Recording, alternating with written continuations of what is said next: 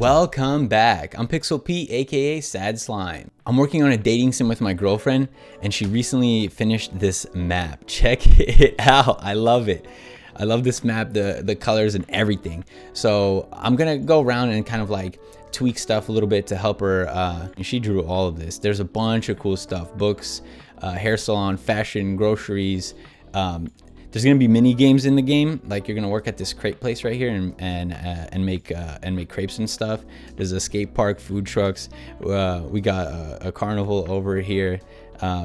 This is where people are gonna live.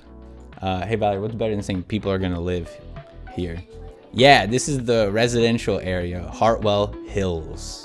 I'm not gonna tell you guys too much about the game. If you wanna know more about it, please check out the Kickstarter. There's a link in the description. We're gonna be launching the Kickstarter this year and a demo pretty soon too. Please follow the project. It makes us feel a little bit better, like more people care, you know?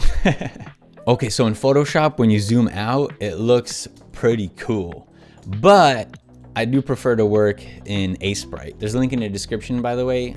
Okay, so I'm just gonna like look around and find little things that I can improve. So it's almost like one of my pixel art critique videos.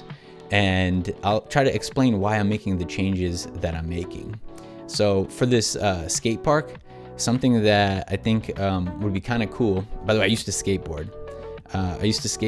And I remember during the X Games, Ryan Sheckler won, and the X Games, and he was like 16, and then I was like, I give up, because with sports like that, you know, if you're not the best, then you don't really stand a chance. The beautiful thing about video games is it doesn't matter if someone else succeeds. You can always succeed in your own way. Like, you always got a shot. It's not like if somebody else wins gold or whatever, then you can't get gold. You know what I mean? Everybody can win in game development. That's the beauty of it. All right, so I'm trying to use the same colors here for the rail, but you know, if it doesn't, I think the rail needs to be a little bit thinner. Let me remove this. Dang, I don't know. Yeah, something like that. Maybe if I want to make it look like it has a little bit of shading, I could do something like this. I don't think it needs to be that thick for the parts that hold it up. Even if you don't do a lot of shading and lighting in your games, that is one of the difficult aspects of coloring things. But you should still add shadows under like big objects and stuff like that, because it's pretty easy. You don't really need to understand lighting and shading too well to be able to at least, you know, add some shadows under like these food trucks here and stuff like that. Under tables, you know, things like that. Just look around your artwork, and adding shadows, I think, makes everything look like it's on top of the ground instead of it kind of just looking like it's part of the ground. It's a tiny, really simple detail that you can go around and add.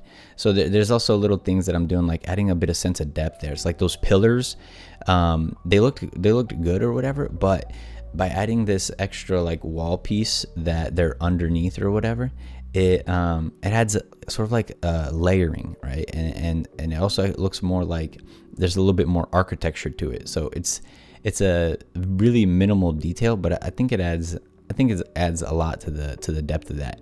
This right here was a police station, and for the police station, I just changed the star to yellow, just because even though I love the pastel color palette, I still think that some of the stuff, it's good to remember visual language and make things colors that people are familiar with. So like the star being yellow is kind of reminds me more of a badge or whatever. For the different food trucks, the thing I noticed is that the overhang should probably be a little bit lower, and the reason why it should be a little bit lower is so that way it looks like it like sticks out a little bit more. It kind of makes it look more correct in my mind, if you know what I mean. I'm drawing on a layer on top of the background. That's why I'm not just tweaking the background, so it makes it a little bit harder to fix some things. For this pier, I could have just left it the way it was, but I figured that adding this bottom part to the parts that stick up makes it look a little bit more a little bit more round. It makes it look less flat. I love the pastel color palette, and whenever you're making a game, it's good to kind of like have a color palette in mind. I'm sure you guys are familiar with like Shovel Knight, and Shovel Knight uses the limitations of the NES for their color palette. And when you have a limited color palette, it actually makes it easier to color a lot of stuff. I used to do a lot of pencil drawing, and I didn't color anything, and I got good at shading because I liked reading manga, and I liked coloring with pen and pencil, and basically I didn't color anything. And I became a really good artist and really good at shading and understanding lighting and form, but I wasn't good at colors. And colors is a whole nother skill set. But the funny thing is that colors are actually even more important, I think, than the artwork when it comes to visual language or evoking emotions. So for example, you can have a scene and it looks crappy, but if the colors are right, it evokes the correct emotion that you're trying to go for. And so I really neglected learning color theory for a long time, and this is probably not, you know, like the video for it. I'm not going to teach you about complementary colors and triad colors and stuff like that, but I do have videos where I go more into depth with that. Oh, for the edges here, adding a lighter color, it's I do the same thing for like grass or whatever. Wherever two objects meet, that's often a good spot to like add in that extra detail. Here I noticed that there was a shadow missing because there's an overhang. At first, this game was gonna have no map because it's like a visual novel. It's a dating sim, and for those, you don't need maps. But then Valerie decided, let's just do a map, and then you like click on the locations. And after doing that, it's like you always want to add more. Then we decided, you know what, why don't we add a character? And so you're gonna end up being able to walk around the map, which is a nice touch, because it's something that a lot of other visual novels or dating sims kind of like skip. For the hospital here, I felt like the sign at the top, it needed some thickness to it because it looked too thin. So that's what I was trying to decide here is basically how thick to make that. The plus sign. I don't think it's called a plus sign if it's a hospital, right? Is it called a what is it? Is it a Red Cross? That's what it's called. It's still a pretty simple name, but anyway. So with the park, I'm also doing very like simple shading. The reason why I made the inside here darker is because it would receive less light.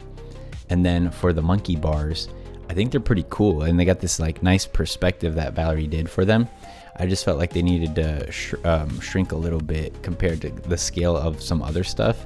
And you know, moving things around like a monkey bar gets pretty complicated very fast. I decided to make that back metal bar completely dark, because that's also like kind of a simple way to show something that is further back. Things that are further back, you just give them less detail, or even color them in.